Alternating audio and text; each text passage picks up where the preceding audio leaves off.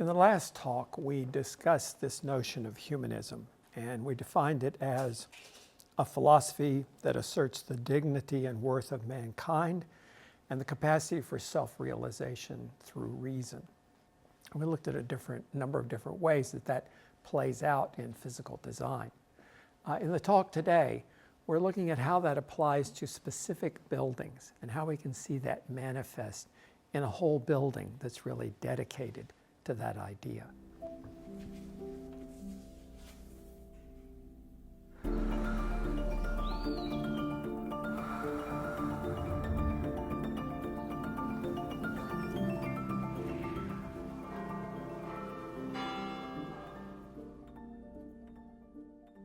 The first building I want us to look at today is a very interesting instance of a family that had a ton of money. It was the Gamble family. They owned Procter & Gamble, which was a huge company in Cincinnati, Ohio. Mr. Gamble was having some respiratory problems, and his doctor suggested that he should move to a climate that was less cold than Cincinnati was in the wintertime. So they decided to make their home in Southern California, in Pasadena, a suburb of Los Angeles. And of course, this was a very wealthy family. My God, Procter & Gamble was one of the giant industries at the time in America. But it was very interesting, the attitude of this family, that we're not coming out here to be the rich kids who came from the East Coast and brought lots of money, and now we're here to live our life the way we want to in Southern California. They had a very more humanistic attitude. They said, well, we came here for health. We want to live a healthy, comfortable, practical life here, but we're not in this to be pretentious. And so whereas a lot of the other people who were moving from the East Coast of the United States to California at the time were building big Tudor mansions and big Mediterranean villas and really, taking advantage of this gorgeous climate and a relatively cheap construction out there. But instead, the Gambles had a much more humanistic attitude. So let's see how that manifests itself in the Gamble house in Pasadena. This would have been done in 1909, right after the turn from the 19th to the 20th century. It is definitely a big house. It's a very big house. And that way, there's nothing modest about it. But it is not a pretentious house. And in fact, these architects, Charles and Henry Green, that they hired, they were developing a vocabulary that was meant to work for a high-end house, an expensive house, but to be equally applicable for a working person's house, an everyday house. And it came to be known as a kind of bungalow style with a kind of low-pitched roof and exposed rafters and deep overhangs and lots of outdoor spaces. That bungalow kind of house became enormously popular all across America, all the way through the 1920s and 1930s. In Austin, we have a number of neighborhoods full of these bungalow houses. Places like Travis Heights, or in particular Hyde Park, has these little bungalow houses. And they're maybe 2 bedrooms, 1 bath, modest little houses, but honestly in the same general vocabulary as this house that this very wealthy family built in Pasadena. So in some ways, the Gambles were helping to produce a vocabulary of building that became very accessible to a lot of people. So it was made of very plain materials. It was made of redwood mostly, redwood shingles primarily, redwood framing. Of course, California had tons of redwood trees, so there was abundant, normal material out there. It also was combined with these walls, masonry walls, that were made out of rocks that they just accumulated from the Arroyo Seca, which was a little draw that ran near the house. And they mixed them with bricks, and those were actually reject bricks. They were overburnt bricks. In the kiln, some bricks explode and become deformed. They used those reject bricks along with the rocks from the Arroyo Seca to make this really beautiful textured wall through here. So again, extremely plain materials, very, very modest, the kind of thing that everybody, anybody could access at that time. Also extremely comfortable. Now the idea is not to show everybody what a badass house you have, but just to make an extremely comfortable house.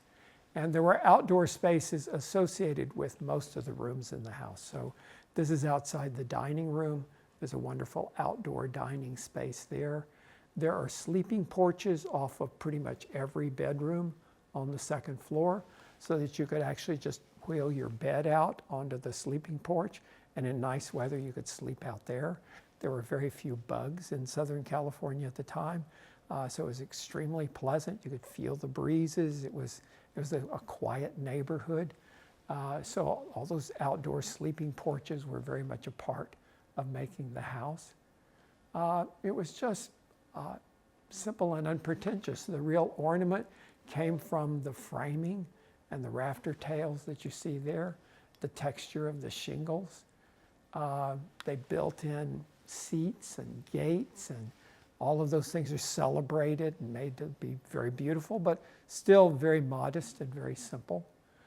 Really, a lot of the beauty of the house is in its craftsmanship, in the way the pieces are put together, and the ornament that comes of those connections in the trusses and in this column and beam connection.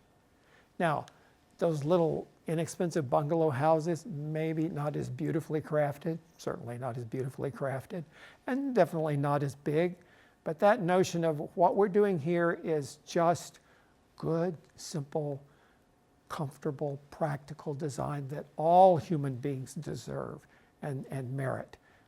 And we're all kind of alike in that regard, and that's what the Gamble House was about. Now, several times ago, we looked at this Exeter Library by Lucan, and I showed a little shot of that little study area there and of that little reading area there. At a very small scale, this notion of humanism in design has to do with, as is in the definition, with reason, thinking through what needs to happen here. How can I support this person's life in doing what they're doing in this particular place? So if I'm sitting and reading, what are all the things that support me doing that? I need really good natural light. I need maybe a little bit of visual relief to look up from my book and get a little relief from just reading. I need comfortable chair. And all of those things designed here really beautifully. The piece of furniture designed by Lucan, the same architect for the building. That window scaled perfectly to sitting there reading a book, looking outside. Wonderful clear-story window up above that lets in generous, diffuse light. All of that built around a design that supports that activity of sitting in a chair and reading. Maybe even more so here at this study, Carol. I love this. Believe me, I did not stage that shot. This kid was just sitting here doing his thing. But this little desk is designed so there's a little space over here. This was in the summertime. He didn't need a heavy coat. He didn't have a backpack with him, but there's a little moment over here where you can store things out of the way that you might have brought with you to the library. And then there's a nice working surface here. There's again a clear story window up above here that lets in nice diffuse light on your desk. There's the ability to have a little view out, a very personal sized view out to a beautiful lawn out there. Or you can shut that window. It's operable right there. You can slide that over. And then you've got a non-distractive environment where I'm not tempted to look out the window and be distracted by my buddies playing instead of focusing on studying like I am. Also, if you really want to put your head down here, the shape of that kind of cuts you off from people who might be walking by over here, and you get kind of total privacy. Or you can crank back like he's done here if you're taking a little break, and then if somebody comes by, you can have some interaction with them. So it is a space that's designed for self-actualization. I'm here and I'm studying. How does this environment help me do what I want to do the very best I possibly can? Now, the next few examples we have of this are by this architect Alvar Aalto. We looked at him a couple of talks ago when we looked at Baker House. Aalto said, architecture, the real thing, occurs when mankind stands at the center. When you're really doing the best of architecture, every decision you're making is with mankind standing in the center. So he's maximizing the ability of individual human beings to do what they want to do in the buildings that he's designing, and to do it in a way that respects them, that makes them dignified, as that definition of humanism requires. So we're going to look through a few small-scale design by Aalto now, and then we're going to look at a couple of full buildings that were designed by Aalto, and you'll see how impressive it is, how he immerses the design with these values of humanism. So this is in Baker House. This is that area where we had said there was a living room up above, the dining room is down below. You're wanting to have good visual connection between your friends dining down here. You come up a grand stair here and are able to look back, and everybody just kind of has a social scene around dining and having coffee in the living room up above. But this handrail between that is so beautifully designed. You can see it both places here. It's for one thing, it's steel here where it just needs to be strong and open. That's what steel does well. But then on top of it, it's not steel, it's wood, because wood is the temperature of your hand, and in Aalto's mind, much more compatible with touching a human being's skin. And the shape of that is exactly the shape of the heel of your hand and your fingers as it wraps around it. It's not cylindrical. It is organically just the shape of your hand. And you can see that a little closer up in another handrail in another part of the building. This one is right at the entrance. And again, your hand just wraps around that naturally. The wood being the temperature of the skin. Aalto even said wood has sort of fibers in it, like your muscles have fibers. There's something closely connected between human beings and this kind of wood there. And then making it just the shape of your hand as you wrap around it. At a slightly larger scale, if you're looking at a whole room, this is a house he designed for M.I.T, one of the wealthiest people in Finland at the time. It's out in the country, and it's quite a gracious house, but again, extremely unpretentious house. So she's going to be doing entertaining, and she needs big open spaces like this. So he frames it in steel, which has longer spans. But when he makes these columns out of steel, he realizes if there's a party going on here and somebody comes up to that steel column, they might lean against that column. But oh man, this is Finland, and that's really, really cold when you touch a steel column like that. So he wraps it with leather like that, so that when you touch it, it's not cold. It's the temperature of leather. Leather is basically skin. So that for that portion that you might touch of the column, it begins to be wrapped in leather. He would have designed most of the furniture in here. These people are, that's a Ferdinand Léger. Over here, there's a little Degas sculpture. But Aalto would have been mixed those beautiful pieces of art with very modest, almost country feeling kind of furniture that would have felt very appropriate out in Noormarkku, this rural area, but unpretentious and at the same time extremely comfortable. Aalto was very conscious of detail in his buildings. This is a door pull he designed for the Maison Louis Carré. Louis Carré was a very famous art dealer in Paris, and he was building a house outside of Paris which had a fantastic art collection in it. But Monsieur Carré was an older gentleman, and he was arthritic. And so Aalto thought, well, you know, a doorknob, that's really hard for a person with arthritis to turn the knob. It's slippery. It's not very practical design, this doorknob thing.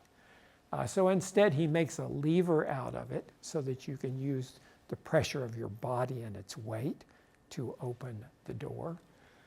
He makes it this kind of pie shape, and that is exactly, if you reach out with your hand to grab something, your first finger and your thumb are going to make a tight radius, and then the end of your hand by their pinky is going to make a wider radius. So there's your forefinger and your thumb, and then there's your pinky out here, and that's just the shape that your hand takes. This little lip is to mean you won't slip off of that. He wraps it in leather, so that's again the temperature of your body, but also helps you get a little better grip on what otherwise is a strong brass door pull. Again, just thinking very carefully about the humanism there. This set of door pulls is in a bookshop in Helsinki. This is Stockman's bookstore, the biggest Finnish bookstore in the world, but it has little bitty kids, it has medium-sized people, it has really tall Finnish guys, and he realizes that you need pulls at different heights.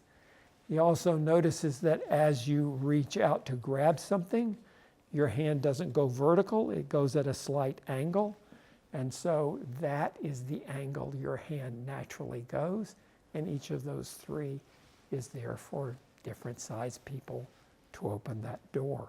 Again, architecture, the real thing, occurs when mankind stands in the center and you're thinking about human beings at every turn. We're going to look for a minute at a couple of buildings that Aalto did in the whole. This one is Paimio Sanatorium. This is a hospital. It was for tuberculosis patients in the 1920s and 30s. Tuberculosis patients were isolated from everyone else because it was an extremely contagious disease. So this was out in the countryside, and the tuberculosis patients were not able to have interaction with their families or other people. They had to be isolated out there. So this was a hospital built for them. And Aalto was very sensitive to their condition and how he could really maximize the comfort and the dignity of these people with this terrible disease. So Paimio Sanatorium was broken down into several different parts. Part of it is where the bedrooms are, and they face southeast, so they would get the morning light. It would wake you up with cheerful morning light southeast.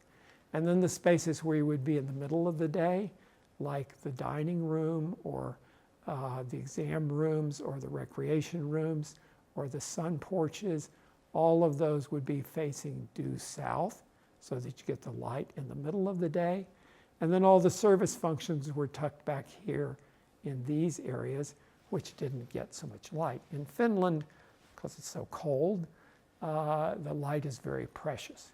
Then from those patient rooms, you look down on this kind of outdoor recreation area. Those patients healthy enough could take a walk in the meadow and in the wood there, and the people in the rooms could look down and see their friends down in the garden below. There you can see that plan blown up with a single loaded corridor with all the patient rooms facing southeast, the sun porch and the more communal space facing directly south there. That long facade with all the patient rooms, big generous light that comes in from those big windows that look at this recreation area outdoors. On the opposite side of that wing, very different windows. It's a single loaded corridor. It's just about your eye height, having glass right there, and that expresses itself on the outside of the building. And then this little wing that is more the communal wing, that's where the dining room is, exam rooms down below, recreation rooms up above. That again gets that perfect south face with, you notice, horizontal sun shading going on there. Very bright, cheerful courtyard that is the entry courtyard and next to those public spaces right there. Then back around the building, you have other functions that needed to be there, like this is the kitchen where they prepare the food to take to the dining room. It doesn't get that, it isn't about the patients. It doesn't give that sort of maximum south light or view to the kitchen workers. That's not so important. But it does give skylights that gives generous natural light right on their work surface where they're cooking. Enormous attention paid to the patient room. So Alto had had a skiing accident shortly before he did the design for this, and he had to be in traction. He broke his leg really badly, and he was flat on his back for 6 weeks. And he said, in that period of time, I learned to be a horizontal person. Most of us are vertical people. We walk around seeing the world like this. But when you're in a bed, you're a horizontal person. And he said it made me design the room more for a horizontal person and for a sedentary person. So remember, this is way back in the 1920s, so it's not a contemporary hospital room. But he's thinking of, how do I make their stay here the very most pleasant it can be? How do I use my experience, being laid up in that bed, to help me understand how I could make that better? So several things are working here. One is the nice, interesting color is on the ceiling and not on the wall. Normally you'd put an accent color on the wall and make the ceiling white. Instead, the walls are white to reflect the light, but the ceiling is a nice color in every room. The light is not in the middle of the room, which would be normal. It's tucked back behind, because when you're a horizontal person, you don't want to be looking into the glare of a light bulb sitting in the middle of the ceiling, so it's tucked back here. He also was very conscious when you're sedentary like that, flat on your back in a bed, the thing that happens is your feet and your hands get extremely cold because the blood isn't going to them. So you're sitting there, your torso is maybe the right temperature, but your feet and your hands, you just cannot get them warm. So he puts the heating element at the end of the bed down here to heat your feet as best it can, but stays away from your torso in the upper part of the bed right there. I was very interested in getting natural ventilation here, fresh air, but at the same time, you certainly didn't want a draft going on these people in bed. So he designed this special window that was a casement window that opened out on the outside, opened in on the inside. That gave the double glazing for thermal purposes. But it meant then when the breeze came in, it went in here and through there, in here and through there, and never would cast a breeze or a draft on the patients in their bed. Tuberculosis is a respiratory ailment of your lungs. You get mucus often on your lungs. There's a lot of hawking and spitting, like spit, to try to get some of that mucus out of your throat. That was a very common thing the patients were doing. So they had to have sinks there to do that right in the room. And he designed a special sink because he was annoyed at the way many sinks, when you turn on the water, it just splashes back up at you. So he made this sink where the water comes down on this sloped surface and slowly goes down into the sink there and doesn't splash up because you're using that sink a lot. Everything in the room is built with the patient in mind and trying to optimize the comfort and the well-being of that patient that's there. Now, that just pervaded the entire building. I went out there years and years ago, and it's in the middle of freaking nowhere, and nobody speaks English out there when I went. And so I'm trying to communicate that I just like to look at the building a little bit. They were very, very welcoming. They were super happy about having somebody come to see their facility. By this point, it's not all tuberculosis patients. It's all kinds of patients because tuberculosis is not the kind of rampant illness that it was then. So they asked the janitor to show me around, and he gave me a great tour everywhere I wanted to go. At the end, he realized, he didn't speak any English, I didn't speak any Finnish, but he realized how much I was appreciating all the care that Alto had taken in this design. And so he gestures for me to follow him. And we go down to the basement where there's a little door where he goes in, where he comes and goes every day to work. And right by that door, there's a little cubby. and is a place for his lunchbox and a place for his coat to hang and a place for his wet galoshes. And he just wanted to let me understand that Alto had designed this special little place for him, just like he did for the patients. He was thinking of everybody in that hospital. Now, that is truly humanistic design. Now, the look and feel of the place is still, even though that was almost a century ago, there still is a kind of bright and cheerful quality of those spaces. The dining room on the right, double height space, lots of south light that comes in, very cheerful. This is the entry in the slide on the left with really bright, cheerful colors. That's true throughout the whole place. It's meant to, if you're going to stay there for a long period of time, it's meant to help you feel good about being there. So, humanistic design for a hospital, and in every way. A second Alto building I want us to look at is a library he did in Viipuri at about the same time. This, again, is a different challenge here. It's not about sick people, and he's getting himself in the psyche of what really in a library, what do human beings need to do? How do I help them self-actualize in a library? And he focused very much on the notion of light.